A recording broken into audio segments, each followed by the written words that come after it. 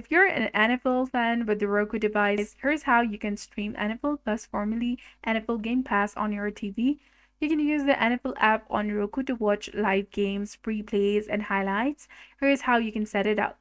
First, go ahead and install the NFL application and then press the home button on your Roku remote. Go to streaming channels, go to search channels, type in NFL, select the NFL app, and click on add channel. Open the app from your Roku home screen and then open the NFL app on Roku and select sign in. Choose one of the sign-in methods and log in using your NFL Plus subscription details. Go to the NFL Plus section within the NFL app, pick what you want to watch, live games, replays, highlights, or NFL originals, and enjoy the games on your Roku. So that's it for this video. I hope you found it helpful. If you did, please like, share, and subscribe. Thanks for watching. We'll see you again in the next one.